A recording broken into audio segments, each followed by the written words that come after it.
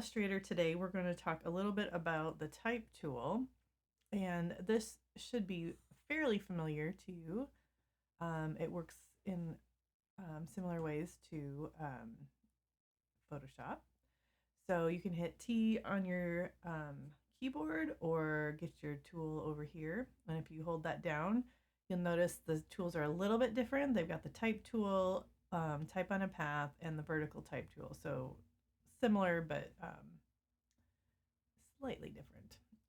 All right, so it works similarly to Photoshop, where if you just click the type tool, you just get part of the Greeking text in there.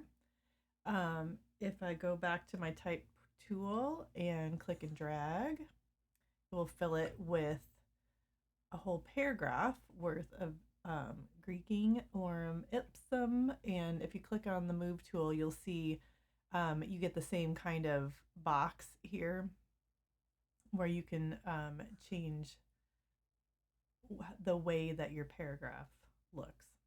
And if you crunch this down, you see you get that little plus sign, which means that there's too much text in this box, and so you can thread it to a different box. If you click on that little plus sign, it will load your cursor, and you can see I've got that little kind of a little paragraph sign there. And so then if I click on this, it creates another column of text the same size as the first one. And you can see this blue line right here is showing, they call it threaded text. And so that's where these two text boxes are linked by this little thing here. And it shows, if I were to shrink this one, that text just automatically pushes over to the other column. Okay, the other text box. All right, so that's kind of the basics. In Illustrator, you can also do text on a path, just like you can on Photoshop. And so we're going to do that. There's a lot of other things you can do on the text, but I just want to give you the basics so that when you're working on different things that you can, you know, this is something I know Illustrator can do, and if you need like extra things, something else you have an idea for, you can always go and look it up and find another tutorial for it. But this should give you a good kind of a base idea of the typography. So what we're going to do is we need to create a path. And so we can do that with the pen tool. So we can click and drag and make a curvy path. Oops, I forgot. I should have done that as no fill. Command Shift A to end that path. I'm going to switch the fill and the outline. Whoops. But I wasn't selected on that. I'm going to switch it now. All right. So, and you can completely take that line off if you don't want the line showing up. But then you can just take the type on a path tool and click on there, and it'll automatically fill it for you. And then you can move that around using your direct selection tool. I'm going to zoom in so you can see that a little better. This little line here gives you can shove it either way, and you can flip it. Should be able to flip it to the bottom of that line. Oops, it just filled the cursor. I don't want that. Come on. It's not letting me flip it on here. Oh, because it might be this line over here. You might have to play with it a little bit until you find, there we go. That line in the middle, you can see when I hovered over it, it has the little arrow, so you can flip it to either side of that. You can also use your shape tool, because the shape tool also creates paths. And then go back to your type on a path tool, and then you can type on the inside. should be able to. There we go. So there's that. And so then I can go back in, maybe just with my regular type tool. I'm going to select all. Illustrator, rocks, doi, and I'm going to put that on there, and so then I can start shoving this around on the circle. Stop filling the cursor. I can flip it to the inside. Come on. And put it like down here at the bottom. There we go. Stop. Okay. I'm going to zoom in on that a little bit. That'll help me as I'm kind of shoving it around. So if I want that in the middle, I can, oh, come on. I'm going to change my size here. And so that, you'll notice under properties over here, remember the properties palette in Illustrator is a super helpful tool. And so oh, sorry, I lied about that. I don't think that's in the properties, is it? It is. So my character properties are in here, so I can actually change the size over here.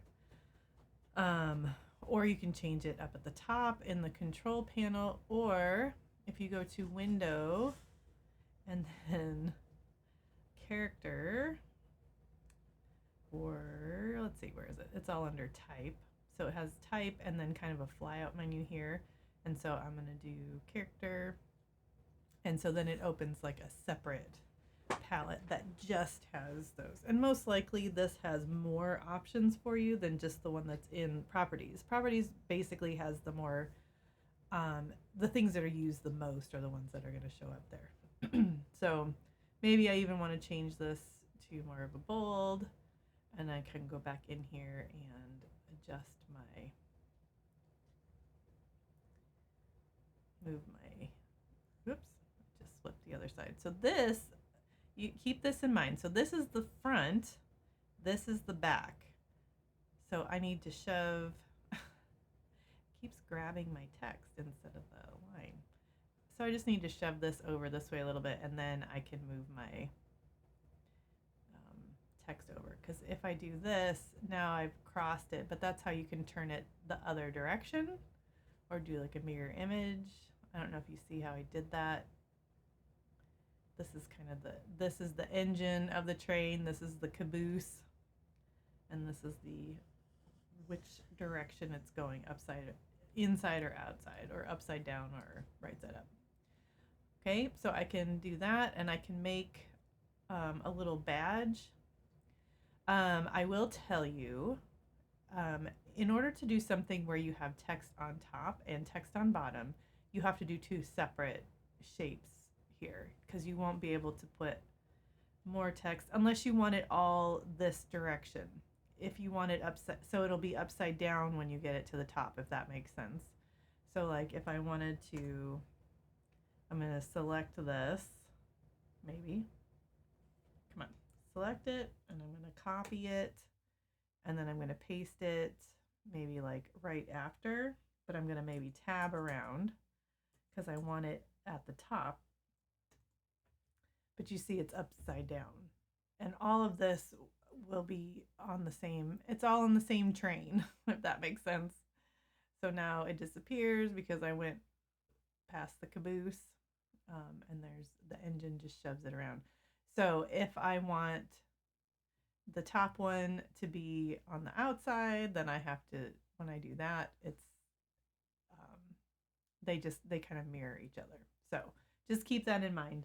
So if you want to do something where you've got Illustrator rocks right side up on the top and then right side up on the bottom, you have to use two different paths. So you do two circles and then put it on the inside.